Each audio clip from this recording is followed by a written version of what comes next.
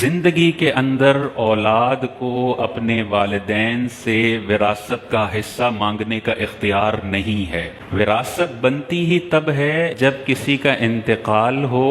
اب جو اس کی جائیداد، اس کی ملکیت میں چیزیں ہیں وہ ورثے میں تقسیم ہوں گی۔ جب تک ابا جی زندہ ہیں بیٹے اور بیٹی کو یہ حق حاصل نہیں ہے کہ وہ اپنی وراثت کا حصہ مانگنا شروع کر دیں، اور اگر اس حصہ مانگنے سے والدین کی دل آزاری ہوتی ہے، انہیں تکلیف ہوتی ہے، تو یہ حصہ مانگنا گناہ کبیرہ ہے، کیونکہ آپ کا حق تو ہے ہی نہیں۔ حق تو تب بنے گا جب والد کا انتقال ہو، تو اس کے لیے والدین سے بدتمیزی کرنا، ان کی آنکھوں میں آنکھیں ڈال کے کہنا کہ دو میرا حصہ، مجھے الگ کاروبار کرنا ہے، مجھے گاڑی لینی ہے، مجھے علیحدہ گھر لینا ہے، اس طرح کا مطالبہ کر کے والدین کو اذیت دینا، ان سے بدتمیزی کرنا، یہ حرام اور گناہ کبیرہ ہے۔ تو آپ کو ہزاروں کیسز ملیں گے، مجھے الگ گھر لینا ہے، ابا جی مجھے میرا حصہ آج ہی دے دیں۔ آج کون سا حصہ ہے تیرا بھائی؟ ابھی تو تجھے اپنا پیسہ اپنے ابو پہ خرچ کرنا ہے، ابھی تو کون سا حصہ مانگ رہا ہے؟ تو آج کل کی لالچی اولاد اتنی جرت مند اور دلیر ہو گئی ہے کہ بچپن سے 25 سال تک تجھے ڈگا کر کے پالا ہے،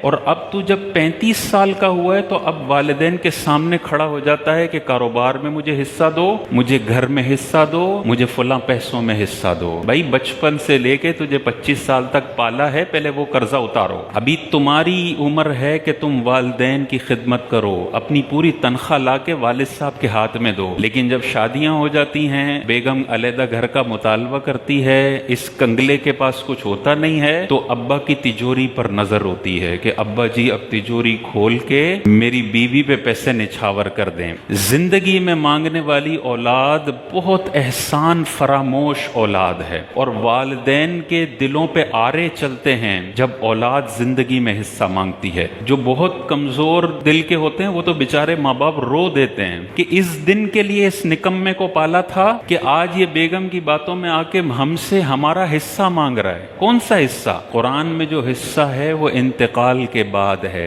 زندگی میں نہیں ہے۔ جو اس طرح کی حرکتیں کرتے ہیں، ان کے جب اپنے ننھے منھے بچے بڑے ہوتے ہیں تو وہ بھی پھر ابا جی کے نقش قدم پر چلتے ہوئے زندگی میں ابا کو کہتے ہیں چلو بھائی ہمارا حصہ لاؤ، ہم الگ ہو رہے ہیں۔ تو پھر یہی مکافات عمل ہوتا ہے۔ زندگی میں کبھی بھی آپ کو اپنی زبان پہ یہ لالچی پنا نہیں لانا چاہیے کہ ابا جی کو یہ فیلنگ آ رہی ہو کہ میرے بیٹے کو میری دولت پر اس کی نظر ہے اور ہر وقت یہ دولت کے آسرے میں رہتا ہے۔ یہ فیلنگ نہیں آنی چاہیے ابا جی کو۔ ہاں آپ مدد کے لیے مانگتے ہیں کہ ابا جی میں کاروبار کرنا چاہتا ہوں، مجھے دے دیں تھوڑا سا، میں الگ گھر لینا چاہتا ہوں، میری مدد کر دیں، وہ ٹھیک ہے۔ ابا جی نہیں کرتے، ان پر کوئی لازم نہیں ہے کہ آپ کی خدمتیں کرتے رہیں، 25 سال تک کر لی بس بہت ہے، اب تم کرو خدمت۔ تو ابا جی خود دل سے تحفہ دے کر بچے کو گھر لے کر دے دیں، وہ مسئلہ نہیں ہے، دکان لے کر دے دیں، وہ مسئلہ نہیں ہے، لیکن بیٹا بہت زیادہ ڈیمانڈ نہیں کر سکتا۔ اگر ابا جی کہتے ہیں نہیں دیتا، بس